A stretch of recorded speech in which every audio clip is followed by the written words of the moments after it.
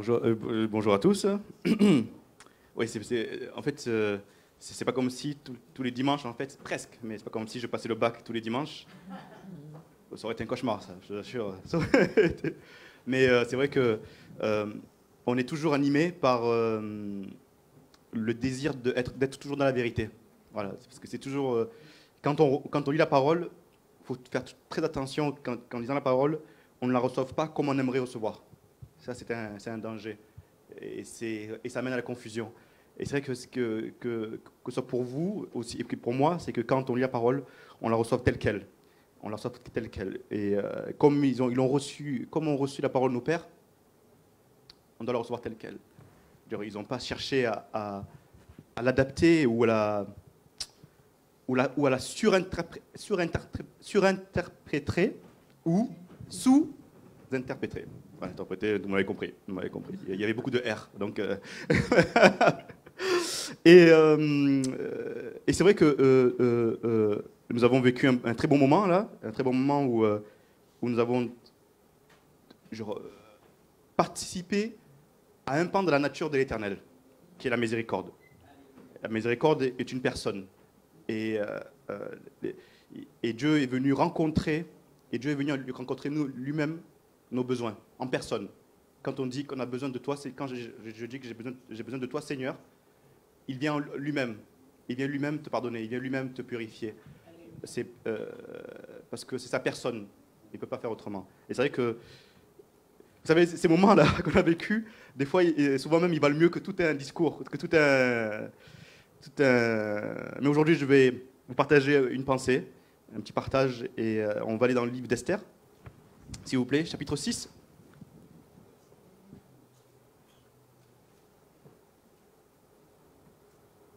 Et on va lire tout le chapitre 6 du livre d'Esther. Donc, le livre d'Esther, tout le monde connaît l'histoire du livre d'Esther, d'accord? Donc, on connaît tous les protagonistes du livre d'Esther.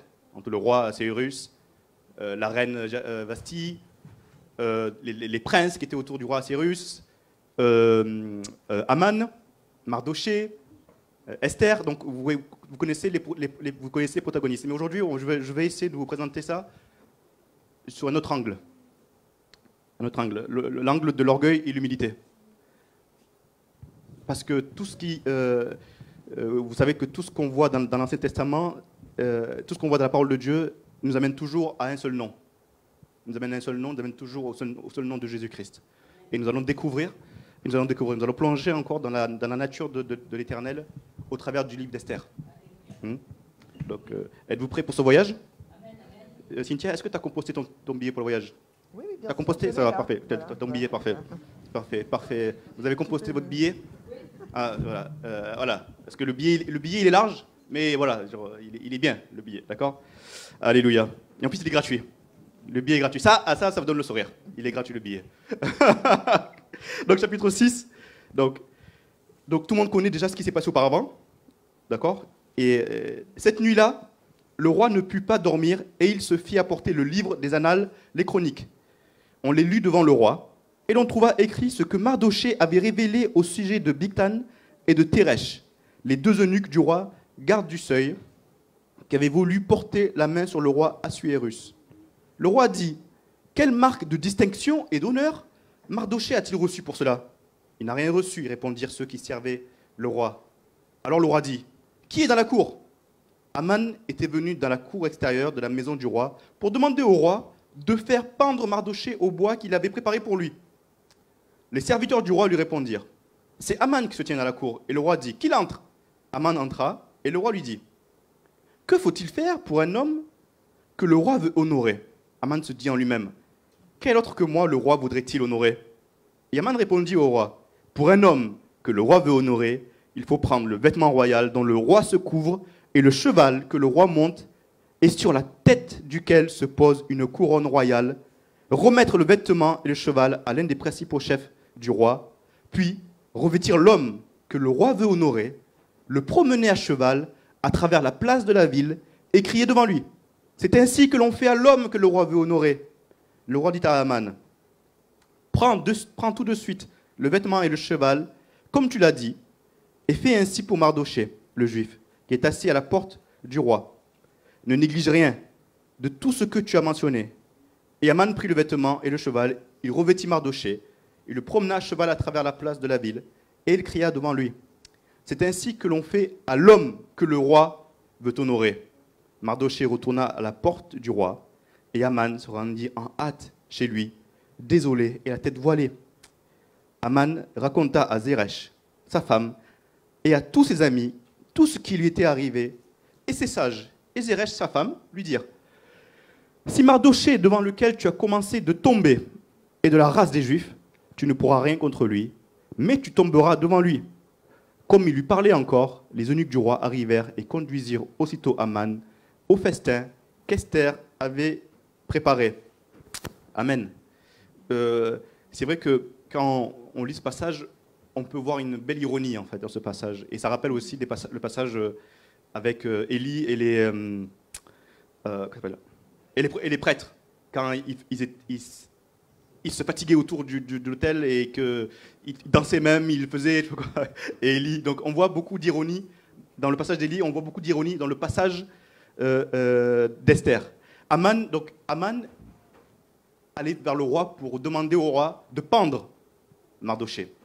Et aussi, il allait aussi vers le roi pour se recommander lui-même. Donc il allait au roi pour demander de pendre Mardochée et aussi se recommander lui-même, mais sans le savoir. Sans le savoir, ça s'est retourné contre lui. Sans le savoir, ses projets, la folie de ses projets, s'est retournée contre lui. Et Mardochée a été honoré et a été traité comme tel. Il y a le proverbe qui dit « L'arrogance précède la ruine et l'orgueil précède la chute ». Aman a travaillé pour Mardochée. Aman a œuvré pour Mardochée. Même après que Mardochée ait sauvé la vie du roi, Mardochée était assez humble pour ne pas exiger de reconnaissance ni de récompense. Jésus dit « Quiconque s'élèvera sera abaissé, et quiconque s'abaissera sera élevé. » Amen. Matthieu 23, 12. Aujourd'hui, en fait, l'idée, c'est pas de vous dire, vous savez, allez, on va faire petit 1. Dans votre vie au travail, s'il y a telle situation, comment vous devez réagir? Genre l'idée, parce qu'on pourra passer des milliers d'années. Et l'idée, c'est que moi-même, je ne pourrais pas vous dire comment il faut que vous réagissiez à toute situation de la vie. Et aujourd'hui, ce n'est pas ça l'idée. Parce que je compte vraiment sur le Saint-Esprit pour vous faire choisir à tout moment, à chaque seconde, au carrefour de votre vie, au carrefour de votre choix, le choix de l'humilité et pas le choix de l'orgueil. Parce que le choix de l'humilité vous amènera à la bénédiction tout le temps. Mais attention, Dieu demande, à chaque fois Dieu dit, soyez renouvelés pour que chaque fois que vous soyez dans une situation, vous puissiez toujours choisir ce qui vous amène à la bénédiction, la porte de l'humilité qui vous amène à la bénédiction. Amen. Donc, et quand j'ai lu ce passage, j'ai dit, voilà, quand j'ai passé, pour moi, c'était comme deux programmes qui s'opposent.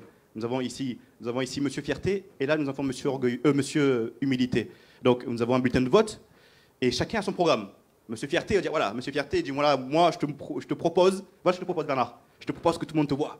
Je te propose que tout le monde t'adule. Je te propose que tout le monde t'aime. Je te propose que tout le monde te mette sur un piédestal. Ça, c'est Monsieur Fierté. Voici mon programme. Votez pour moi. Et Monsieur Orgueil qui dit, ah, tu sais, Bernard, tu sais, moi, l'idée, c'est que tu seras toujours caché. Tu seras toujours derrière quelqu'un. On ne va jamais te voir. Tu auras toujours quelqu'un devant toi qui va te voir. Tu seras toujours en train de servir. Ah, monsieur, le programme de monsieur Humble n'est pas très alléchant, mais c'est celui qui amène à la récompense. Le programme de l'humilité amène à la récompense. Tout le temps. Et nous voyons même ça surtout dans Mardochée et avec Aman. Et si on replonge dans le passage de ce passage, Aman était dans la cour. Le roi dit, qui est dans la cour? Aman. Ah, faites rentrer Aman. Aman, on t'appelle. Parce qu'il était tout content. Il avait pensé à lui. Oui, Aman, alors qu'est-ce qu'on fait pour quelqu'un qui a sauvé le roi? Tout de suite, on peut imaginer, moi qui aime bien le cinéma, on peut imaginer le sourire d'Aman dans son cœur. Ah voilà, mais je vais penser à moi. Je vais penser à moi et je vais dire au roi, qu'est-ce qu'il faut faire? Parce que c'est moi qui mérite l'approbation du roi. C'est moi qui mérite tout l'honneur du roi. C'est moi qui mérite toute la gloire du roi d'avoir sauvé le roi. Mais Mardochée, Qu'est-ce qui s'est passé quand Mardochée a su que les Juifs allaient être tués? Qu'est-ce que Mardochée a fait? Il s'est mis dans la cendre, il s'est mis dans le sac, et il a fait que crier, et il a recommandé son sort à l'Éternel. Il a dit même à Esther, il a dit, Esther, si toi tu fais rien, je crois que le salut viendra d'autre part. Mardochée n'a pas essayé de se défendre, il a dit, le salut viendra d'autre part. Peut-être même que c'est pour ça que tu es là, Esther. Peut-être que c'est pour ça que tu es à côté du roi. Peut-être que c'est là ton œuvre. Mais moi, je sais, en me mettant dans la cendre, en mettant un vêtement, un sac, je sais que c'est la voie qui m'amènera à la récompense. Et il n'a fait que crier. Vous avez vu le passage où il crie, en pleure. Tous les autres aussi en cendre. L'acte d'humilité, l'acte de s'humilier devant l'Éternel. C'est vrai que dans le livre d'Esther, on ne voit pas le mot éternel.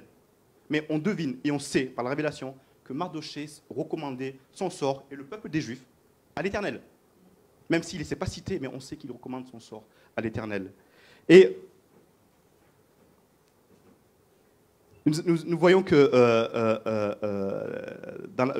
Dieu a choisi le moment parfait. Dieu choisit le moment parfait et il sait trouver ses fidèles quand il sera prêt à les honorer. Vous savez, c'est comme si vous étiez là à dire, Seigneur, je suis là. Seigneur, je suis là.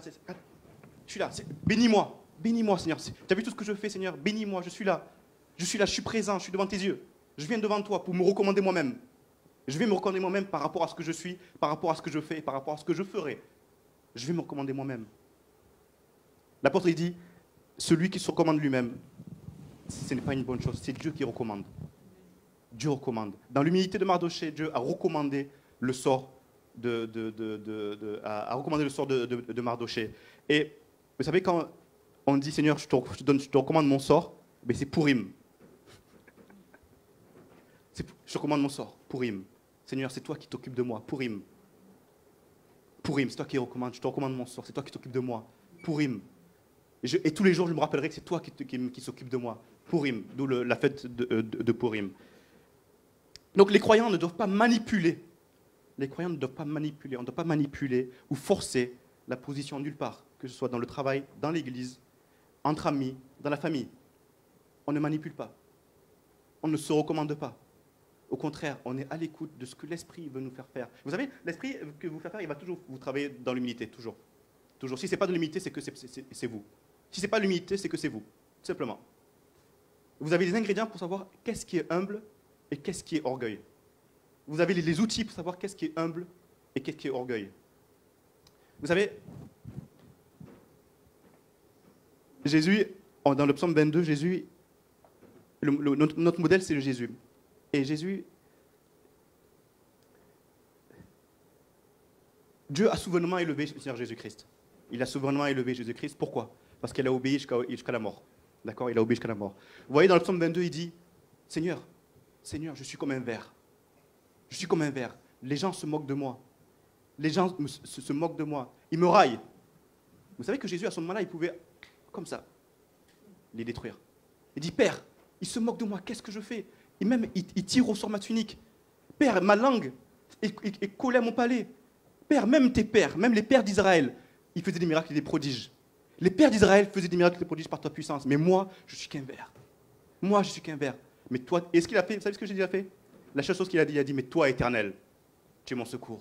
Mais toi, Éternel, tu es ma justice. Mais toi, Éternel, tu es mon souverain bien. C'est-à-dire que tout ce qui existe, tout ce qui existait sur la terre et dans le ciel, n'avait aucune importance pour Jésus que l'Éternel, que la volonté de l'Éternel.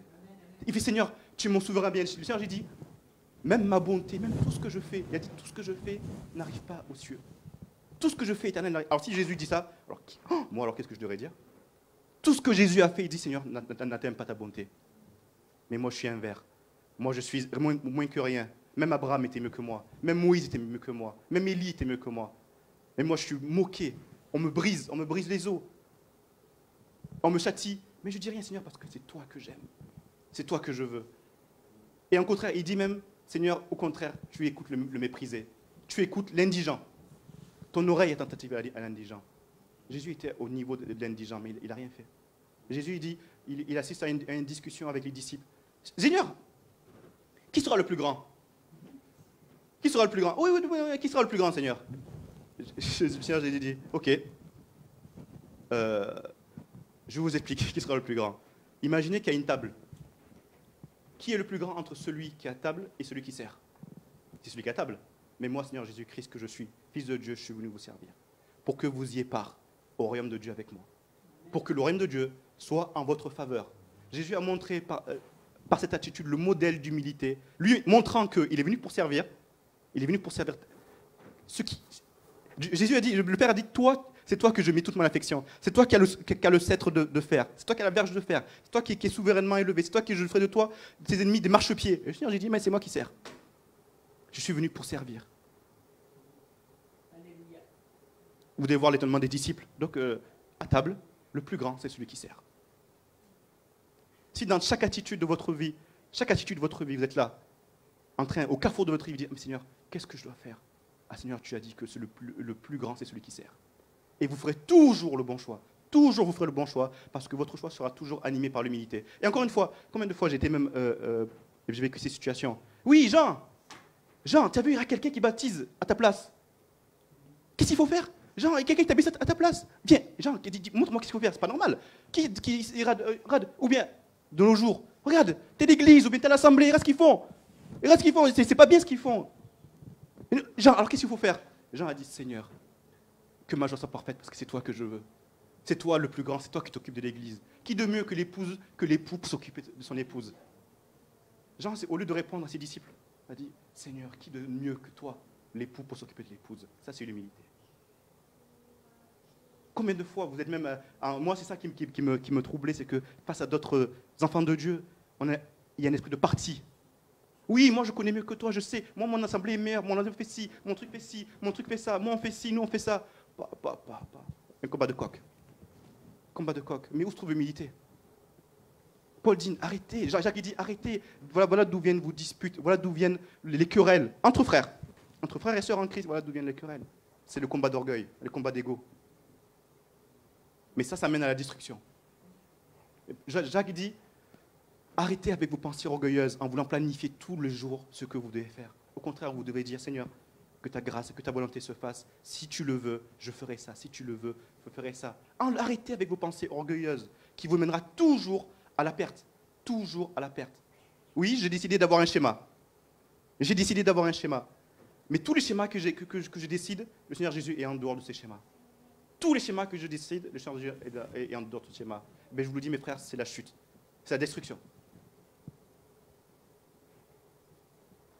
Vous savez, la parole dit, ayez les sentiments qu'animait le Seigneur Jésus-Christ. Quels sont les sentiments qu'animait le Seigneur Jésus-Christ? Attention, une fois, je vais être clair. Je n'ai pas dit que Dieu vous dit d'avoir le même ministère que Jésus-Christ. Dieu ne vous dit pas d'avoir le même ministère que Jésus-Christ, mais il vous dit d'avoir les mêmes sentiments que Jésus-Christ. Si Jésus-Christ dit, Seigneur, je suis un ver, alléluia, Seigneur, moi je suis un ver. Je suis encore moins qu'un ver. Si le Seigneur Jésus dit que ma langue était collée à mon palais, tellement je souffrais, tellement ma chair était sèche, alléluia, je veux souffrir avec toi. Parce que celui qui souffre avec Dieu régnera avec Dieu. Celui qui souffre avec Dieu régnera avec Dieu. Paul dit, souffrons avec lui et nous régnerons avec lui. Qu'est-ce que c'est que de souffrir avec lui pour le nom de Jésus-Christ? Les apôtres disent, quand ils ont été pris par le Sanhédrin, les apôtres disent, ah Seigneur, quelle joie d'avoir été jugé, quelle joie d'avoir été critiqué pour ton nom, pour la cause de ton nom. Les apôtres Pierre et Jean, quand ils sont sortis de la prison, quelle joie. Ils étaient là en train de dire, quelle joie d'avoir souffert. Quelle joie parce que la cause que nous défendons, nous avons été insultés pour ça, nous avons été mis en prison pour ça. Paul dit, Seigneur, si c'est pour l'évangile, qu'il diffuse l'évangile, moi aussi, moi je suis en prison. Vous savez, quand Jésus a parlé du bon samaritain, nous, de nos jours, on a une parole qui dit trop bon, trop. Chrétien ne veut pas dire, voilà, je ne veux pas dire la fin à chaque fois. Vous avez deviné ce que je voulais dire. Trop bon, trop. Chrétien ne veut pas dire créer, voilà. Mais je veux dire que ces paroles ont pris trop d'importance dans nos cœurs.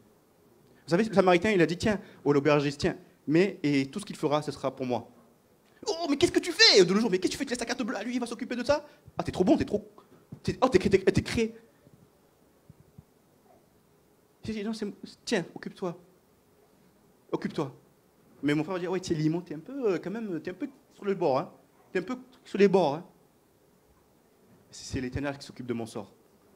L'Éternel, qu'est-ce qui se passe à chaque fois que tu dis, Seigneur, t'occupes de moi, Seigneur dit, voilà, ton sort est dans mes mains et je l'ai. Il fait ça. Il dit, voilà, je jette le sort et ton sort n'est que bénédiction. Si c'est moi qui m'en occupe. Si c'est moi qui m'en occupe, ce sera que bénédiction. Si c'est toi qui t'en occupes, ce sera que destruction.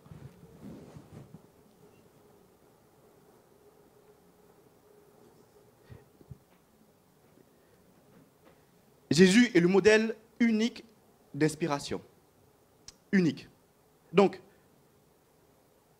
vous allez me dire, Limon, alors, comment ça se fait dire que mon caractère n'existe plus? Ce que je suis n'existe plus? Je vais vous dire quelque chose de très important.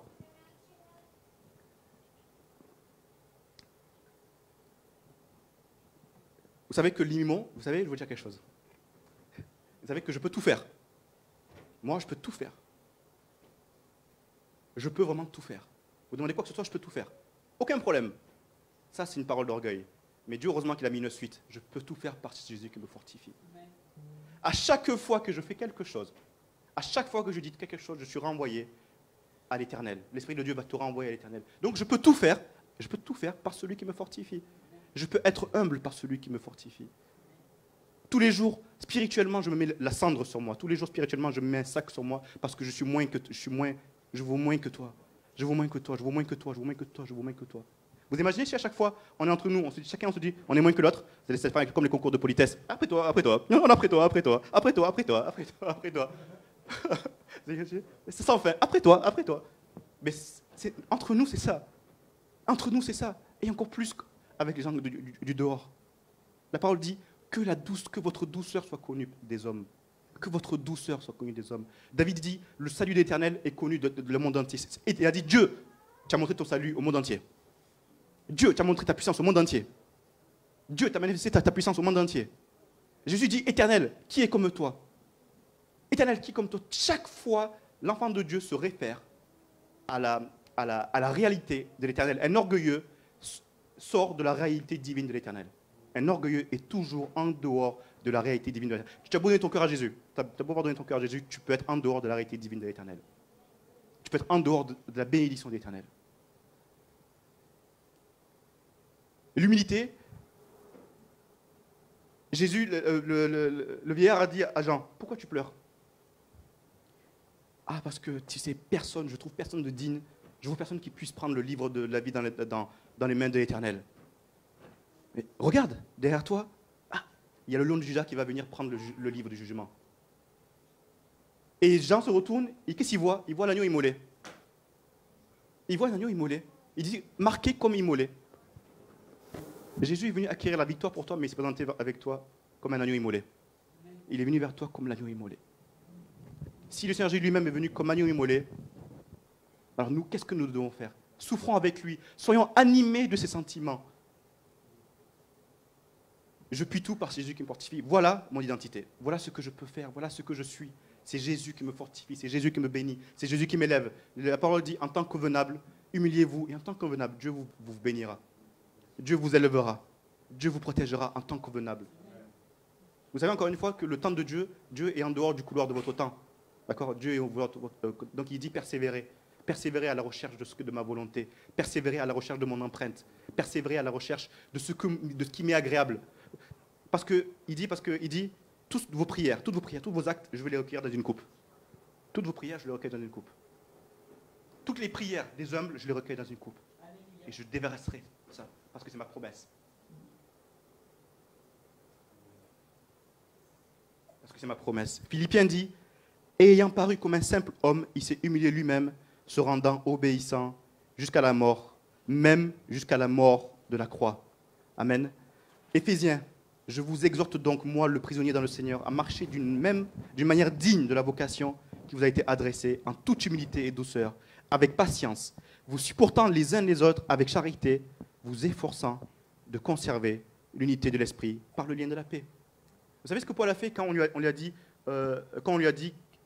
l'a critiqué, il a dit, si vous êtes de Christ, moi je suis de Christ. D'accord, mais ce n'est pas fini. Si vous êtes de Christ, moi je suis de Christ.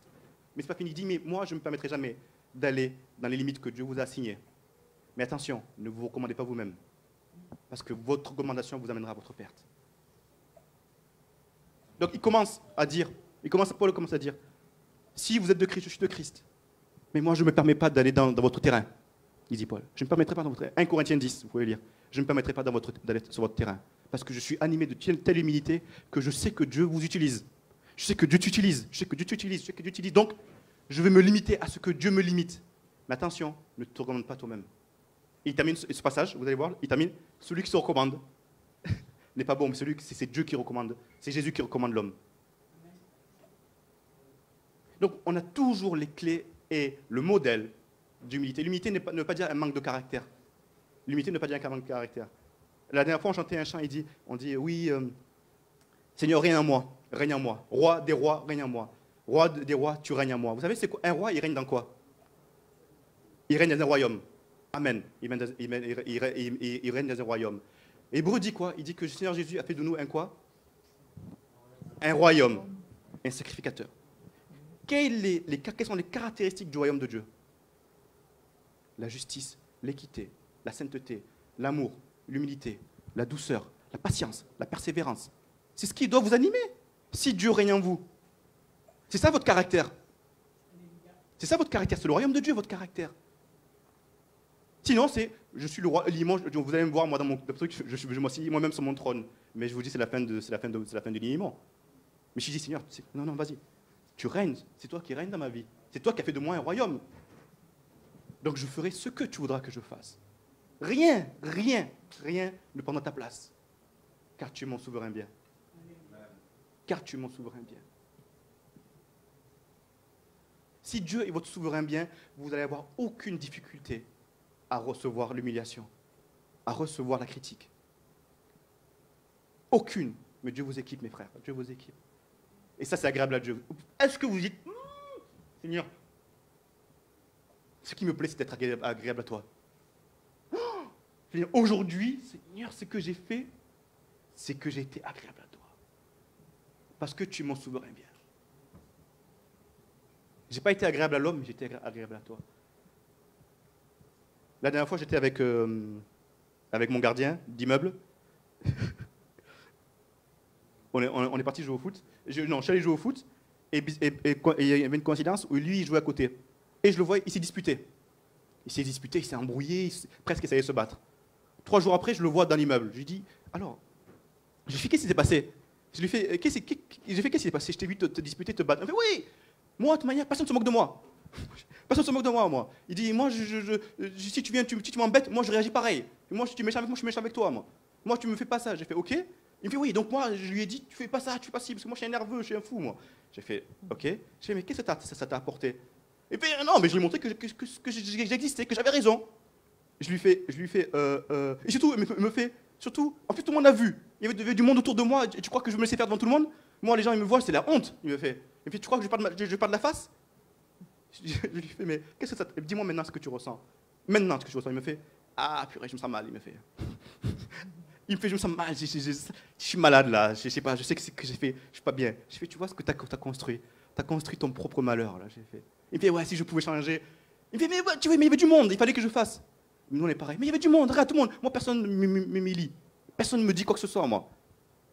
Je ne perds pas la face. Vous savez que c'est Dieu qui fait luire la lumière sur votre face? Vous savez que c'est Dieu qui fait luire la lumière sur votre face? David dit, ah, Éternel, t'es ma justice. Ah, Éternel, t'es mon honneur. Si tous les jours vous dites, Éternel, t'es mon honneur, Éternel va dire, oh là là. Ah oui. Toutes les bénédictions sont pour lui. Tiens, c'est pour toi. Je retrancherai le méchant de ton chemin. Tu veux quoi, mon fils? Tu veux quoi? Vas-y. Non, je ne veux pas imiter les juifs, mais tu veux quoi, mon fils? Tu veux quoi, mon fils? Mais Dieu s'occupe de vous comme ça. Tu veux quoi, mon fils? Tu veux quoi, mon fils? Tu veux quoi, ma fille? Tu veux quoi, ma fille? Parce que tu me fais ce qui est agréable. Vous savez, c'est compliqué tous les jours avec Lauriane, on a quelques projets. Et en chemin, la semaine dernière, on discutait de nos projets. Le dimanche dernier, on discutait de nos projets. J'arrive, je m'assois, c'est un petit témoignage. Hein. Je m'assois, je lis la parole, et je tombe sur un passage, par hasard. Parce qu'on parlait, ça reste entre nous, d'accord? Et avec Facebook, ça reste entre nous, d'accord? Et c'était quoi? On parlait de notre budget. On parlait de notre budget. On parlait comment on allait répartir notre budget. Vous voyez? Là, tac, tac, tac. Je dis, ah ouais, on fait ça, tac, tac, tac. J'arrive ici, je m'assois, je parle la parole de Dieu. Je lis, la parole dit, pourquoi pesez-vous l'argent pour ceux qui ne rassasient pas? J'ai fait, oh là là là là là là. Pourquoi pesez-vous l'argent pour ceux qui ne rassasient pas? Pourquoi pesez-vous l'argent? Il dit, pourquoi tu pèses l'argent pour ceux qui ne rassasient pas? Pourquoi tu me laisses pas faire? Pourquoi tu me laisses pas faire? Le soir, je dis, Lauriane, tu sais, je tombais sur un passage où Lauriane a dit, oui, tu as vu, pourquoi tu pèses l'argent pour ceux qui ne rassasient pas? Elle a dit, ah, alléluia. Elle a répondu, alléluia. Elle a dit Alléluia. Alléluia. Et c'est fini, je ne suis plus là à dire ah, tac, tac, ah, tu as vu, on en est où là? Tac, tac, tac, tac, tac. Ah oui, là, on va faire ça, on va faire ci, ça, ça. Non, c'est fini, Seigneur, c'est toi qui pèses mon argent. C'est toi qui pèses mon argent. Et je recommande mon argent à toi, Éternel. Je recommande mon argent à toi, Éternel. Je recommande ma famille à toi, Éternel. Parce que même prendre la place d'Éternel dans la famille, c'est être orgueilleux. Quand on vous challenge dans la vie, regardez toujours à l'Éternel, comme a fait Jésus-Christ. Comme a fait Jésus-Christ, regardez toujours à l'Éternel. Toujours à l'Éternel, c'est lui qui va vous rassasier. Je viens, si moi, l'inimant, je viens, je te fais du mal, ah, Éternel. Tu vois, c'est toi qui me délivre, c'est toi qui me libère, c'est toi mon aide. David dit, tu es mon aide et mon libérateur. Tu es mon aide et mon libérateur. Amen. Et il y a une chose, c'est qu'un orgueilleux, c'est difficile pour lui de savoir qu'il est orgueilleux. Je terminerai sur ça. Un orgueilleux, c'est difficile pour lui de savoir qu'il est orgueilleux. La parole de Dieu nous donne un élément. La parole de Dieu nous donne un élément. Dieu dit qu'il ne se lasse jamais de pardonner. C'est vrai. Dieu dit qu'il ne se lasse jamais de pardonner. Mais il y a une chose qu'il faut faire pour demander pardon pour notre orgueil, c'est que Seigneur, sonde de mon cœur. Vois ce que je suis. David dit, Seigneur, sonde de mon cœur. Je ne vois pas ce que je fais. Je ne sais même pas ce que je fais de mal. Mais montre-moi ce que je fais de mal pour rester toujours sur le chemin de la justice. Parce que je peux chanceler. Je peux chanceler. Je peux quitter ce chemin de la justice. Sonde mon cœur, Éternel, tous les jours. Et vous allez voir que Dieu, tous les jours, il va vous répondre. Tous les jours, il va vous garder. Ne vous confiez pas aux hommes, d'accord? Ne vous confiez pas aux hommes.